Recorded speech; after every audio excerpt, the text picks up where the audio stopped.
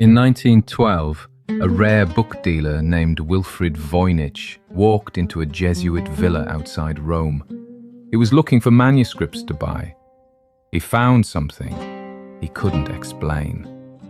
A book, about 240 pages, vellum made from calfskin, ink that carbon dating would later place around the year 1420. The illustrations were unlike anything in any medieval library. Plants that don't exist, astronomical diagrams that match no known system, women bathing in green liquid connected by elaborate tubes to nowhere, and text, page after page of dense flowing script in an alphabet no one has ever seen before or since. Voynich bought it, brought it back, showed it to the greatest cryptographers of the century. During World War I, code breakers who had cracked enemy communications tried for years. Nothing. During World War II, the team that broke the Enigma machine looked at the Voynich Manuscript. They gave up. The NSA studied it during the Cold War, classified their findings, then quietly declassified them in 2002. Their conclusion? Unknown.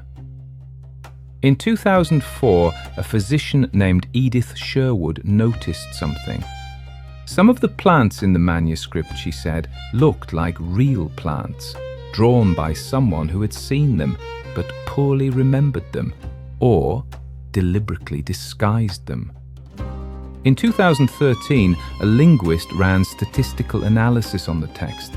He found that the language, if it is a language, follows Zipf's law, the same mathematical distribution that governs every human language on Earth: English, Mandarin, Arabic, ancient Sumerian.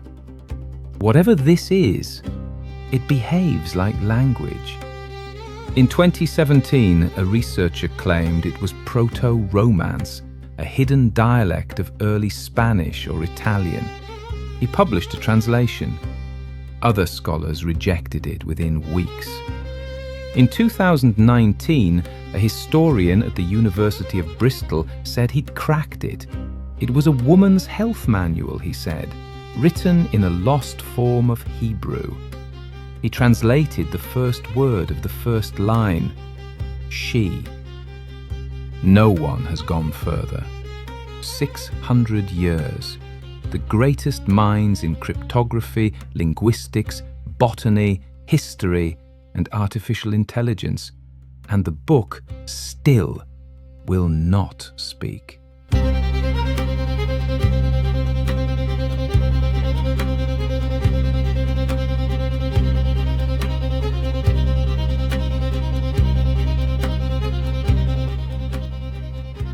So here is where most documentaries stop. They say, what a mystery. They say, maybe one day we'll know.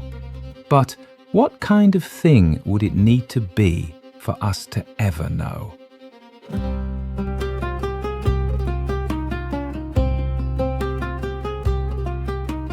Here is something that sounds obvious but isn't. A language is not just a code. It is a machine for making sense. Not any kind of sense, composable sense. A language lets you take a finite set of pieces and combine them into an infinite number of meanings. And crucially, the rules for combining them must be learnable. There must be a program, a grammar that a mind can acquire. This is what separates language from noise. Noise can be complex. Noise can be statistically regular. But noise doesn't give you a method for building new meaning from old parts. Now, here's where it gets interesting. Even a labyrinthine encoding is, in principle, decodable, because to encode something systematically is to leave a trace of the system. The very act of encoding implies a program that computes it. and any program that computes can, in principle, be reverse engineered. So, if the Voynich Manuscript is a language, however twisted, however hidden, it should, by this logic, be crackable. But what if it isn't a language in that sense?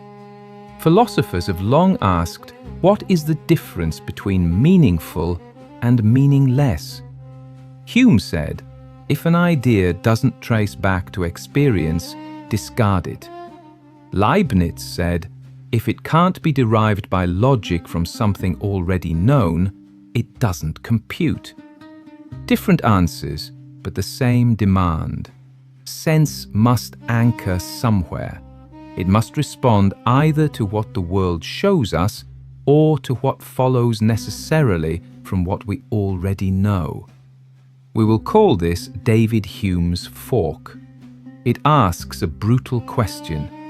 Can this claim be tested by experience or verified through logical calculation? If not, it is as good as nonsense. A language, then, is a medium that encodes exactly that harmony between what can be explored and what can verify it. You know how to use a language when you can move through it without sense disintegrating. When each new sentence opens onto more sentences, when meaning leads to meaning, when the system doesn't collapse into itself. But imagine a text where that harmony is absent, where the structure looks like language, follows the statistical shape of language, but leads nowhere verifiable, neither to experience nor to logical consequence. You are not reading a difficult book. You are standing in front of a door painted on a wall.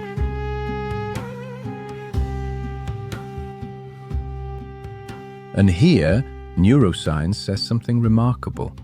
The linguist Andrea Moro designed experiments in which people were taught artificial languages, some built on rules that human grammars use, others built on rules that no human grammar has ever used.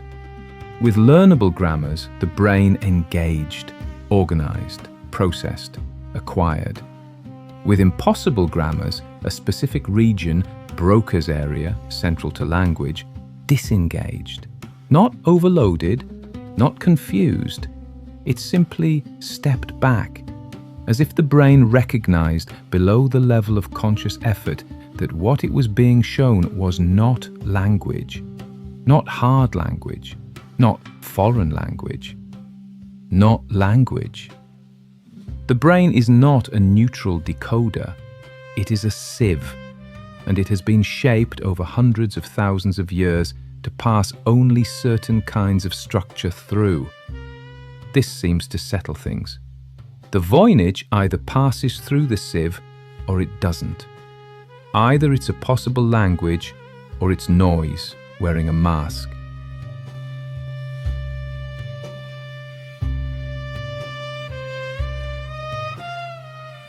But then a philosopher walks in. If the brain is a sieve, if it selects from the promiscuous flood of patterns the world offers exactly the structures it can hold as language, why would it stop there?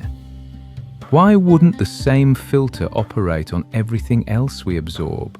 On myths, on images, on the imaginaries entire civilizations build and pass down?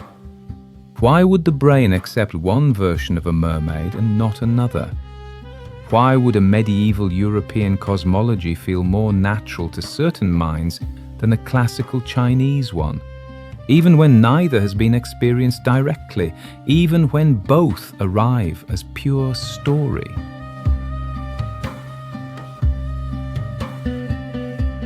In the 1950s, W.V.O. Quine challenged the oldest criterion we had for separating sense from nonsense, that meaningful statements must either be verified by experience or provable by logic, Hume's fork.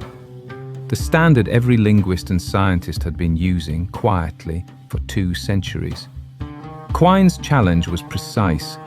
Take the sentence, bachelors are unmarried. We call that necessary, true by definition.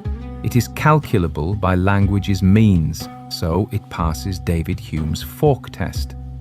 So a grammar that encodes that distinction, married, unmarried, will treat it as learnable, built in, obvious. But, Quine asked, obvious to whom? A culture that never carved the world along those particular lines, that never built its conceptual scheme around that distinction, would not find it necessary at all. It would find it arbitrary, perhaps unlearnable.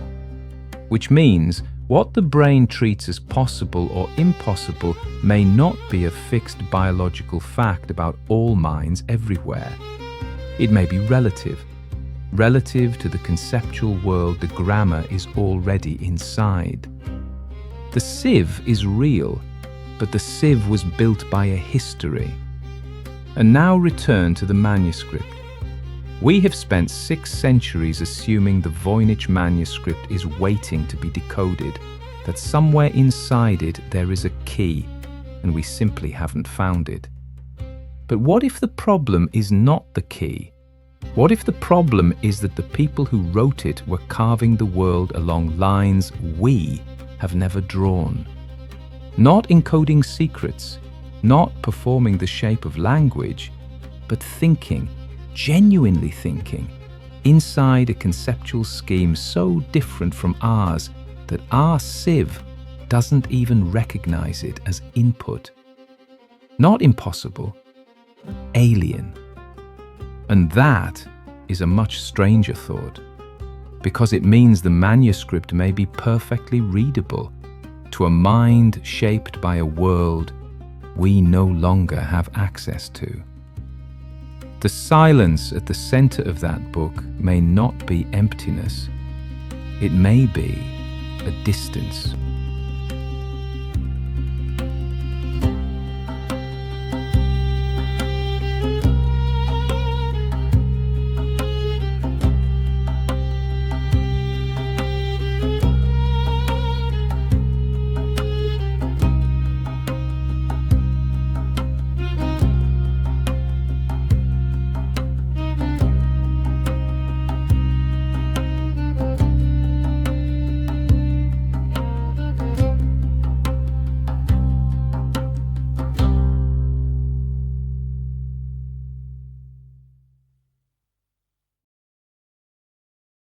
Have you ever looked at something and thought, this is not difficult, this is impossible? A page of mathematics, a foreign language, a piece of code, not hard. Wrong. Like your mind is hitting a wall that isn't made of effort, it's made of something deeper.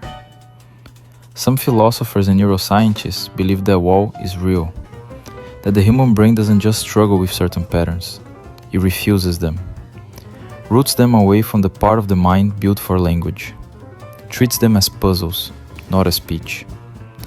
And if they are right, then the languages you could ever learn were decided before you were born, not by culture, not by education, by the architecture of the mind itself. Tonight, I want to explore that claim, because it has a consequence nobody talks about.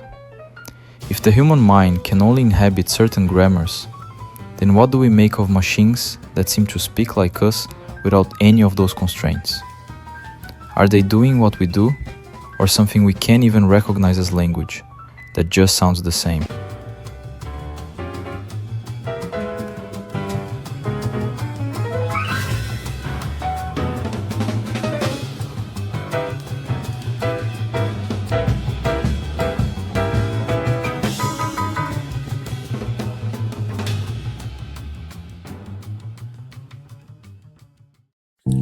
You have never heard that sentence, but you understood it instantly. That's because every language you could ever learn has already been decided. Not all grammars are equal. Some are unlearnable.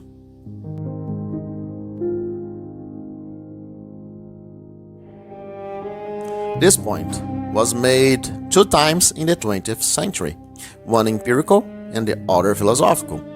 And it is interesting to see how they relate to each other.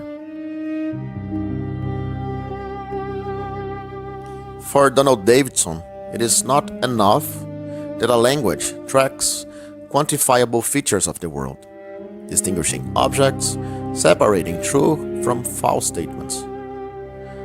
It must also be the case that the structures used to individuate things can be embedded within one another without breaking.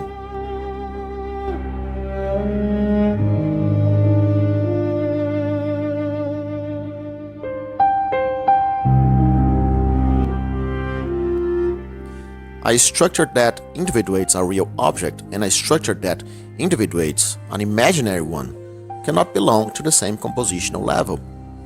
This is the core of compositionality.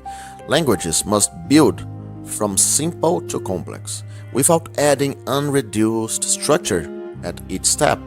Otherwise, every new sentence would demand a new primitive. Learnability would break, and language, as a finite system capable of infinite expression, would be impossible.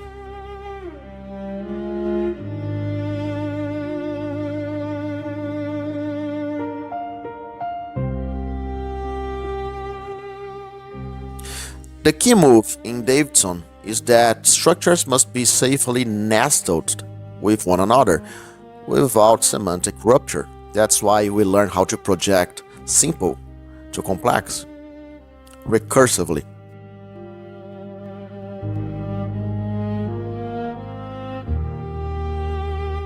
Davidson's argument is a philosophical proof that any language lacking hierarchical, recursive, compositional structure is unlearnable by a finite mind.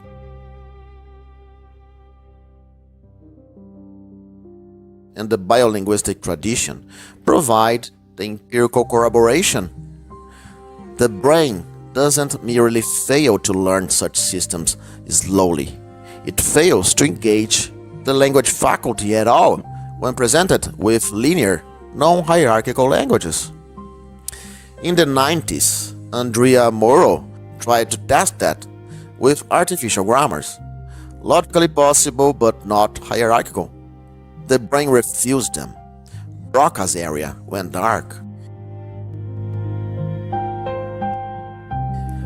A 2025 study found the same grammatical patterns across more than 1,000 unrelated languages, independently. So your brain lives in a cage. The philosophical cage Davidson also found philosophically. But I want to contest that the cage is not natural. What if we confused biology for logic? An impossible grammar may simply be a grammar misaligned from familiar projective patterns. Once reorganized into something domestic, what felt unlearnable starts feeling hierarchical and compositional. Hierarchy is a normative convention, not a natural fact. There is no a priori boundary between a learnable language and a habit-acquired one. We could learn a disorganized language and do the organizing after the fact.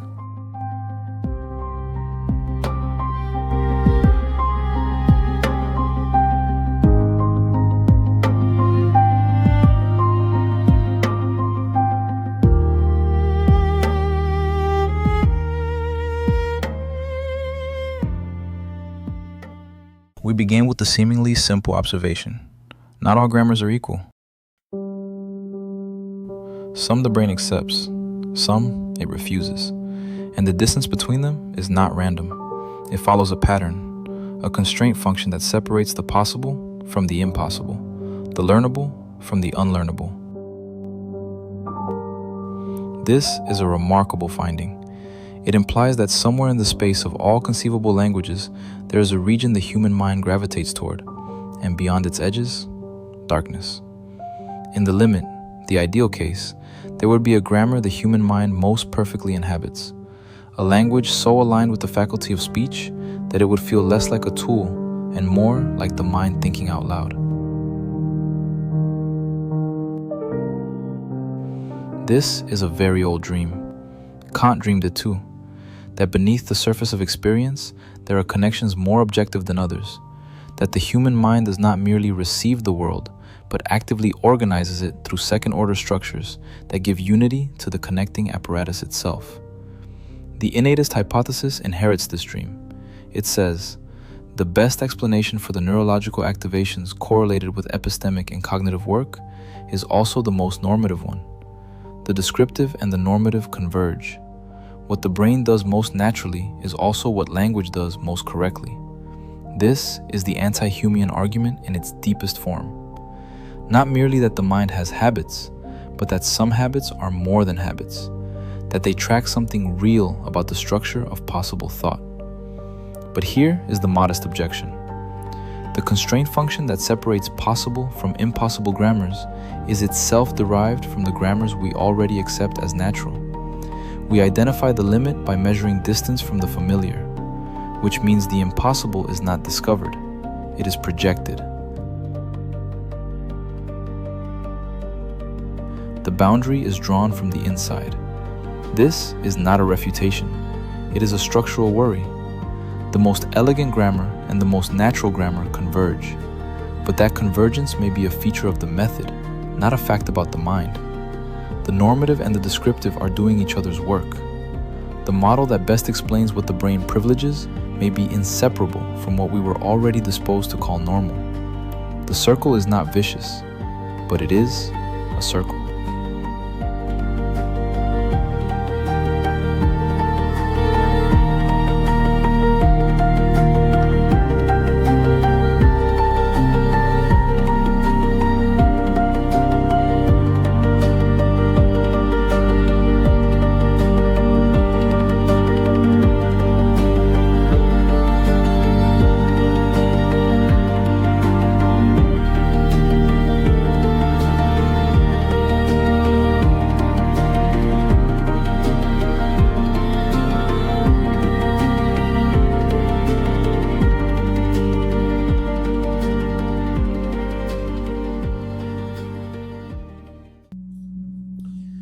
One of the most remarkable findings in modern neurobiology is that the brain does not treat all possible grammars equally.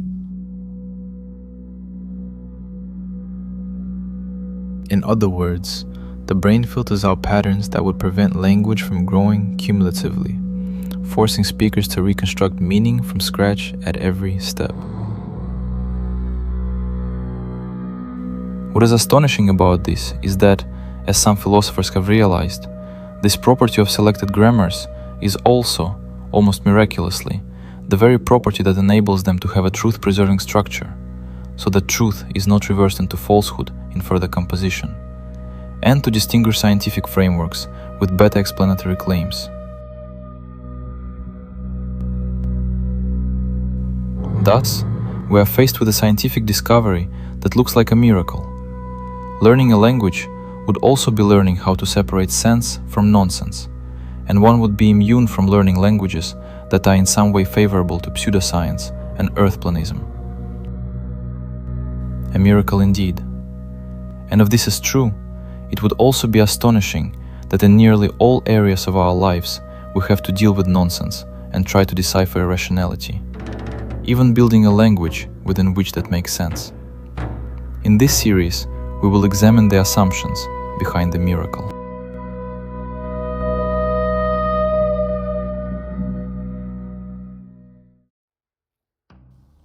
Certain artificial languages activate the machinery of language learning almost immediately.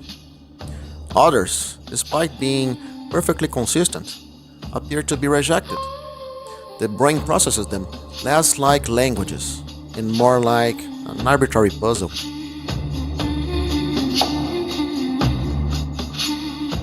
This is an extraordinary result because it seems to confirm a very old philosophical intuition. Human language has order. It builds complex expressions from simpler ones. Meanings accumulate. Earlier structures survive inside later ones. The system moves forward without constantly undoing itself.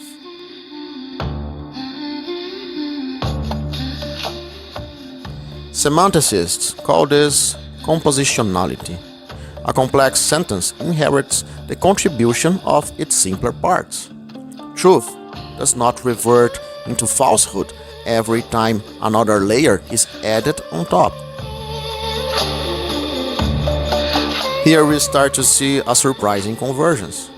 The very grammatical structures privileged by the brain appear to resemble the structures we privilege in belief formation and science itself.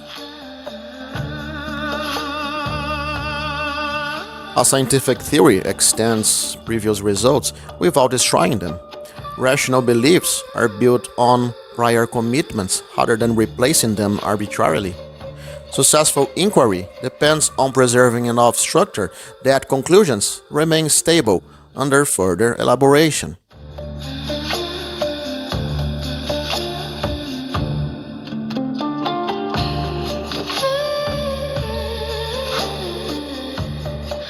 So the same anti-reversion principle seems to appear everywhere.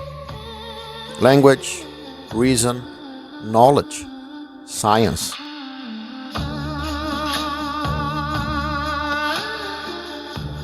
For centuries, philosophers dreamed that these domains might share something, that intelligence is mastery of canonical frameworks, ordered frameworks.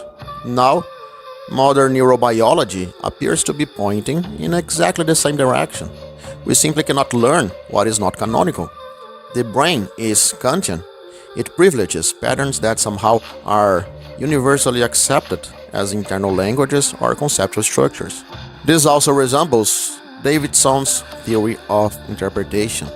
The brain seems to privilege precisely those grammatical systems whose patterns are most compatible with cumulative, truth-preserving organization. So, it won't recognize people talking nonsense or whose false beliefs overcome their true ones. Well, if that is right, the implications are astonishing. Language learning would not merely reflect a capacity for communication. It would reflect something deeper about truth itself. In principle, the people best equipped to learn language should also be the people best equipped to organize beliefs, track evidence in distinguishing truth from nonsense. It sounds almost miraculous, but it also sounds suspicious, because there is another way to describe the same story. Perhaps we began with the patterns that feel natural to us. Then we built languages around them. Then theories of rationality around those languages. Then scientific institutions around those theories. And finally declared that the resulting structure revealed the architecture of thought itself.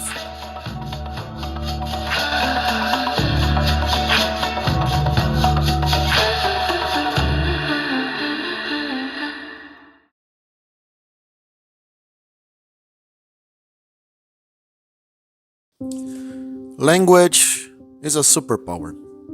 It lets us invent categories almost without limit.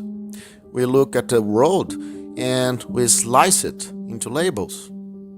Things can be green, that can make sense for us. But legally, logically, things can also be Grue. Grue is a word coined by philosopher Nelson Goodman. It describes something that is green if you look at it before a specific date, say the year 2030, but turns blue if observed after that date. Now suppose all emeralds observed so far were all green. So right now every emerald we have ever found supports the theory that emeralds are green. But technically, those exact same emeralds also support the theory that emeralds are Grue. If that sounds ridiculous, it gets weirder. Language allows for anything. Something can be Italy shaped. A morning sky can be Tuesday colored. The rules of grammar don't stop you from making this up. So the hard question isn't whether you can say them. The hard question is, Why don't we? Our minds naturally reject predicates like Grue or Tuesday colored, not because they are ungrammatical, but because they fail a deeper test. We do not use language merely to describe what we see. We use it to bet on what we will see next. When we interpret someone else's words, we assume they are trying to position themselves in a region of claims that can survive experience. We don't expect certainty, but we do expect an honest attempt to approach the truth. We expect them to be mistaken in the way a scientist can be mistaken, not in the way a fortune teller or a superstitious magician can be mistaken. Those expectations are built into how we interpret language.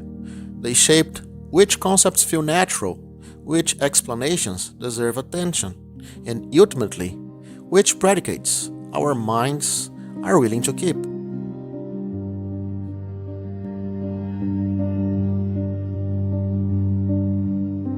Now let's return to Andrea Moro's results. His experiments reveal something remarkable. When people are exposed to grammars that violate the structural constraints of natural language, Broca's area begins to disengage. But why should we expect grammar to be the only place where the brain imposes constraints? Meaning is also a system of constraints. To understand a sentence is not merely to decode its grammar. It is to activate a way of organizing the world that supports prediction, explanation, correction, and inquiry.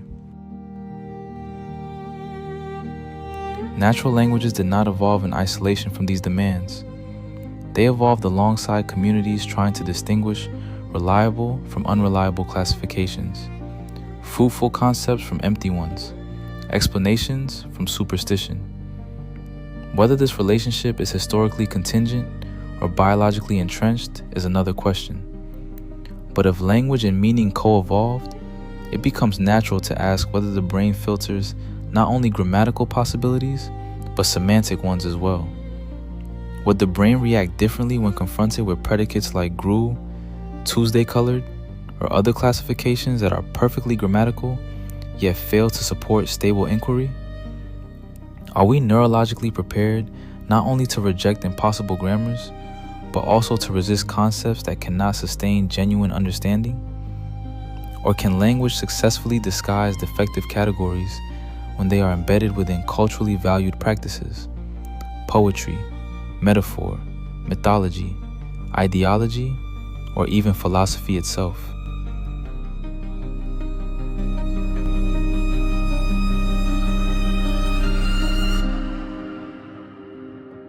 If Moro identified limits on the grammars our brains are willing to process, perhaps an equally important question remains unanswered. Are there limits on the kinds of meanings our brains are willing to recognize as genuine concepts?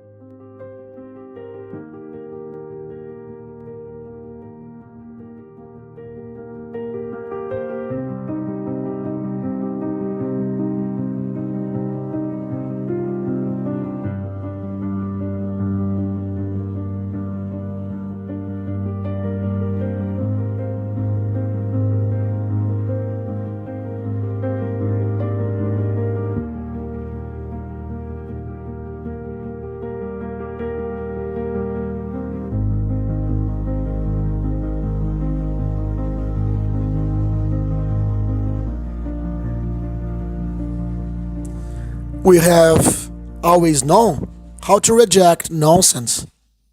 When we encounter something like the Voynich Manuscript or the impossible grammars studied by Andrea Moro, our first instinct is to ask whether there is any path that could make them meaningful at all.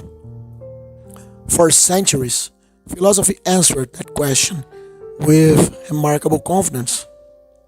If a claim could not ultimately be grounded in observation or logical relations, it simply did not belong to the space of meaningful discourse.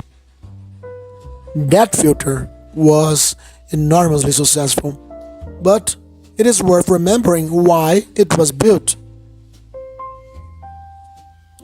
David Hume was not trying to define once and for all what every possible intelligence or every possible language must look like. He was fighting a particular enemy: scholastic speculation and superstition. Observation and logic became powerful weapons against those excesses. The problem begins when a weapon designed for one historical battle is mistaken for a law of nature.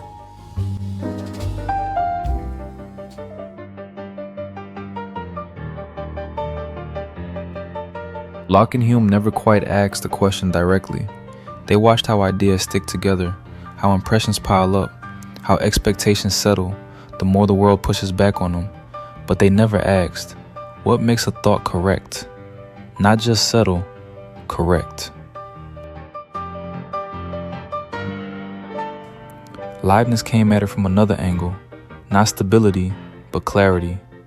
A thought counted for him as objective if it could be traced back cleanly to its calculable root, like a mathematical proof.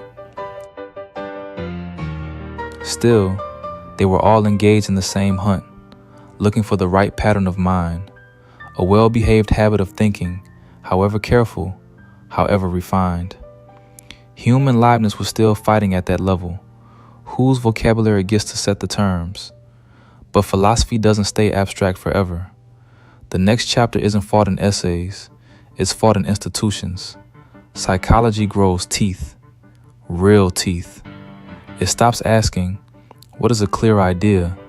And starts asking, what is a normal mind? And, more dangerously, what happens to the ones that aren't? This is the century of the asylum, of diagnosis, of protocols. Suddenly, the question of what counts as a legitimate thought isn't just a seminar room dispute anymore.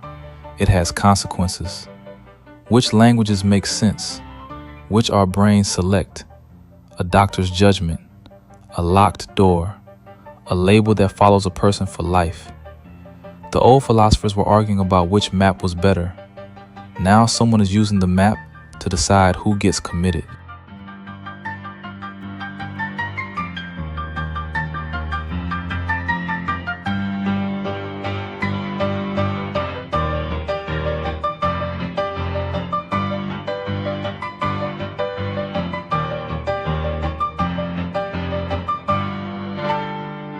Today we face something Hume never had to consider: humans, and increasingly machines, sometimes reach stable, coherent semantic achievements through routes that do not obviously resemble the classical two-lane highway of observation plus logical deduction.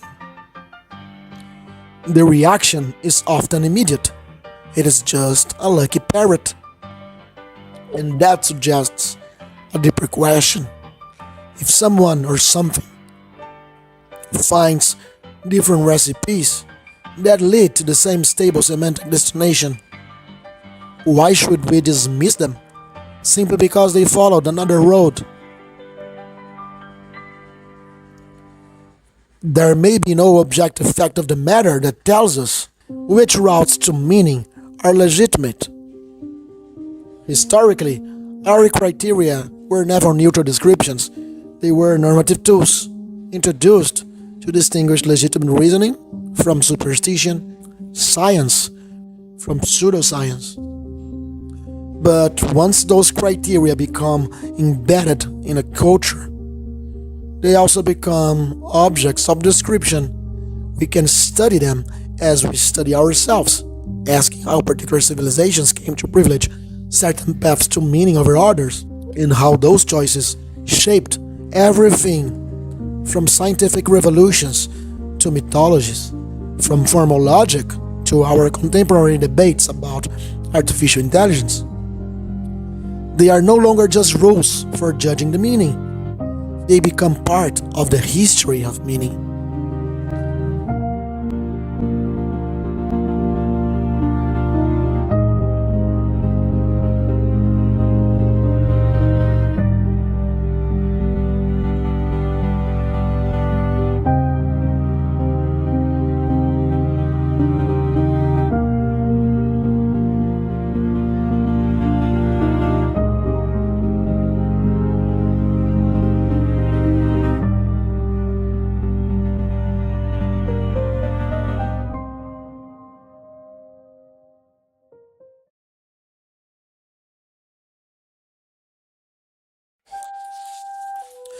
The picture presented in this series is eerie. It suggests that some patterns are not merely difficult, unfamiliar, or slow to learn, but should remain outside language altogether. The brain sees them, perhaps, but refuses to recognize them as learnable grammar. To see why that conclusion is tempting, we need to clarify what recursive projection means. To understand an expression is not only to react correctly to one sentence, it is to carry its pattern forward into new cases. If I understand red, I can handle indefinitely many new claims. The red cup is behind the book. Or if the red light flashes, stop. Nothing can be red all over and green all over at the same place and time. I do not need to have heard each sentence before I can project the role of the word through new combinations. The point is not that I recite these rules in my head. It is that when new cases arise, I can continue to practice without casually undoing what the earlier use commit me to.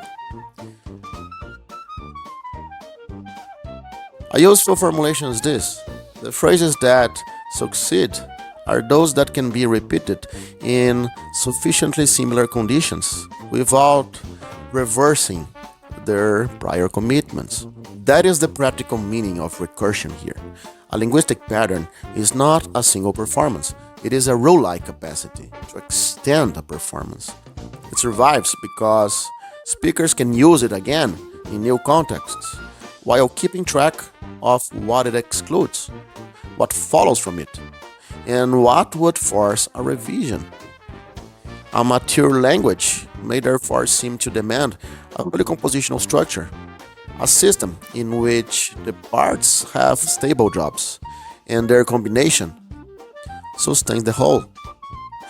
If I understand red car, I can understand red bicycle, blue car, and the car is red, because red and car retain enough of their jobs in new combinations.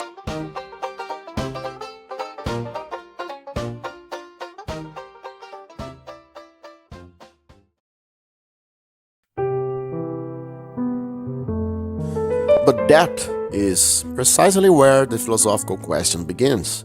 A pattern may fail to arrive in this fluent, immediately compositional way and still be open to semantic work.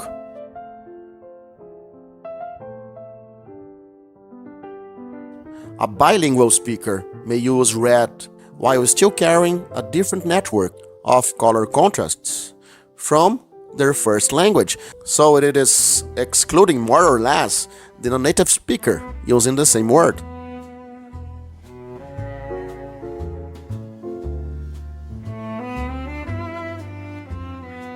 A scientist can learn a new term such as gene, entropy, or space-time before all its implications are transparent.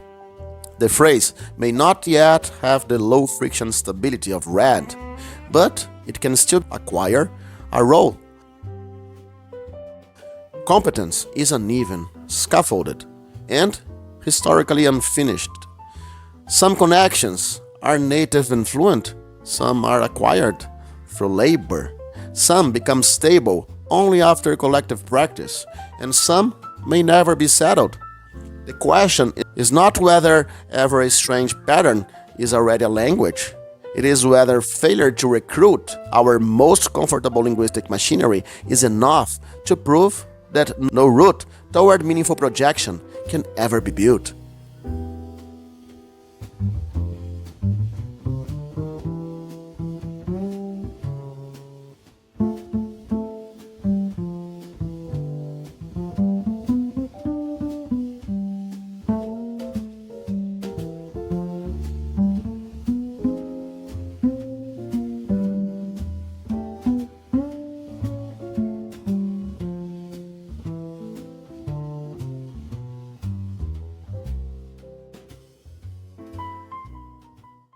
In the previous episode, we ended with a simple question. What if the grammars our brains reject are not objectively impossible? What if they simply fail to resemble the patterns our own language faculty has already learned to privilege?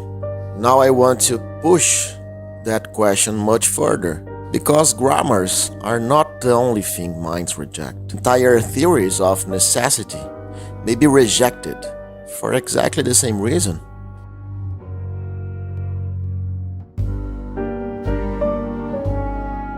If Andrea Moro is right, if certain combinations have a kind of ideal priority for our faculty, the ones our brains treat as language rather than as mere puzzle, then one might think necessity works the same way. This is actually an old philosophical argument. Kant thought he could deduce a priori categories from the most fit behavior of mind's disposition to associate patterns. We can associate almost anything with anything else. A sound with a color, a face with a number, a star with a political event. With enough effort, we can train ourselves to retain bizarre patterns. But retaining a pattern is not the same as having it become a form of thought. Some connections activate the mind as a thinker. They become routes through which one perception leads naturally to another, through which we identify objects, anticipate events, correct mistakes, and build further judgments. Other connections can be learned only as heterogeneous puzzles. You can follow them, memorize them, even become highly skilled at manipulating them, but you approach them as a cryptographer approaches a cipher, from outside, step by step, reconstructing the rule whenever you need to move forward. Imagine a machine lifting a weight with 10 times more energy than necessary. It can still lift it, but the motion does not reveal a natural fit between its mechanism and the task. It is forcing an operation through a system not built to carry it. A mind can do something similar. It can learn to associate reptiles with whales, or colors with weekdays, or numbers with smells. But unless those associations enter a wider order of prediction, explanation, correction, and further inference, they remain costly attachments. They do not become the mind's native way of organizing a world.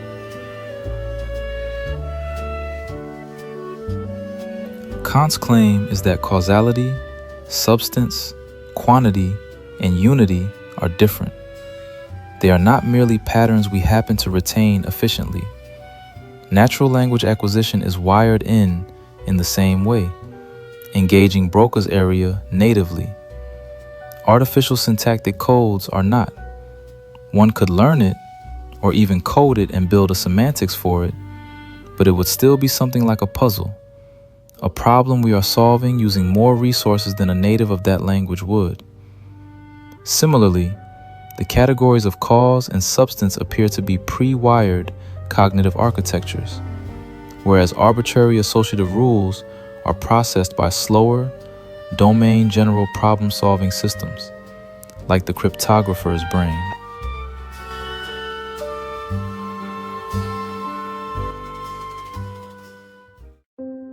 Suppose there existed an intelligent civilization whose conceptual organization differed radically from ours. Not merely another spoken language, another way of organizing necessity.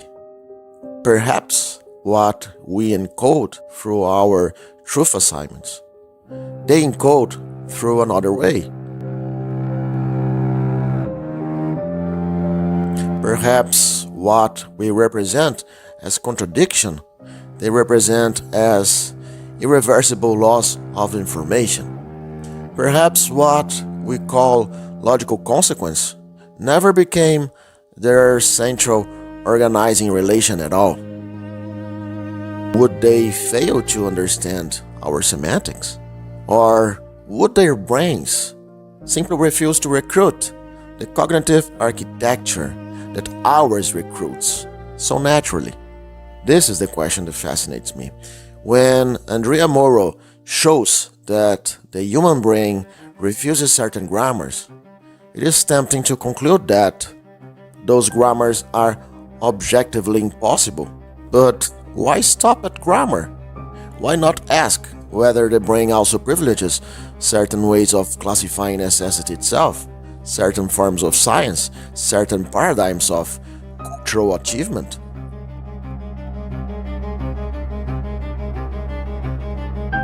Even if our brains do privilege certain patterns, even if some connections arrive native and others only ever arrive like a cipher, that doesn't mean the rest goes dark.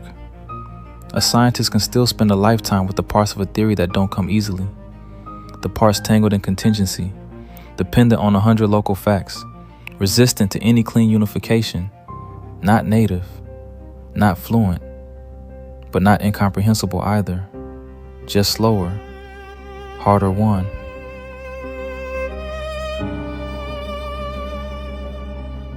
So maybe the same is true of the alien. We like to believe there's a sharp line somewhere, a fixed border between the logic we learn natively and the logic we only ever bolt on afterward, gear by mismatched gear, effortfully, from outside. Some classification, fixed in advance, of what a mind like ours simply can and cannot absorb. But that's exactly the picture Quine took apart. Of course, bachelors are unmarried comes easier than bachelors are taller than non-bachelors in the Virgin Islands. Nobody's denying the difference in effort, but easier is not a different kind of truth. It's not evidence of a hidden organ that inspects one sentence one way and the other sentence a different way. We don't have two faculties in here, one for the truths that feel free, one for the truths that cost us. We have one web, unevenly under strain, tighter in some places, slacker in others, but woven from the same material throughout.